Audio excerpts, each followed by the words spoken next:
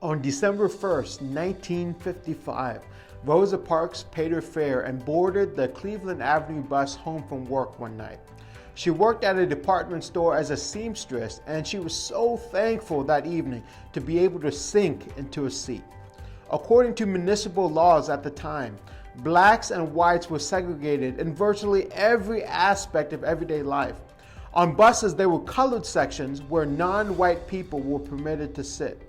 Now, when the white section filled up, the people sitting in the colored section were expected to give up their seats. Now, on this particular night, some Caucasian people boarded the bus, and the bus driver, James Black, ordered the 4 people seated in the colored section to vacate their seats.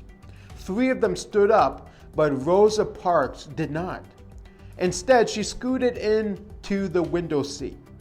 When the bus driver asked her why she would not stand, she said, "I don't think I should have to." "Are you going to stand up?" he asked. "No," she said.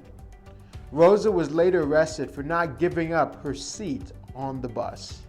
Many years later, Mrs. Parks commented on that night, and here's what she said.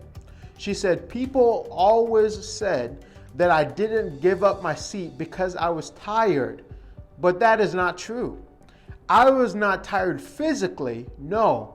The only tired I was tired of giving in." Rosa Parks has gone down in history as a woman who is willing to sit down for what was right. Because of Mrs. Parks and other courageous people like her, great advances were made in human rights. Generations after her have grown up in a much different America because of her decision not to give in. In today's Sabbath School lesson, we're discussing the story of another individual who is willing to stand for what was right and not give in.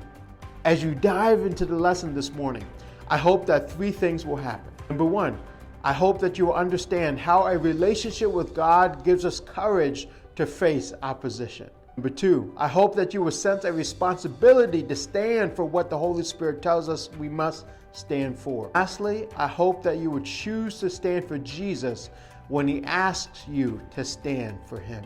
Having the courage to stand for your beliefs in the face of opposition is not easy. However, we can trust God to be with us and protect us when we stand up for what is right, even if we have to be the unpopular minority when we do so. God rewards us when we are loyal to Him, and He gives us the courage and the wisdom to stand for what He thinks is important. I pray that we will all be willing to not give in and to stand up for what is right.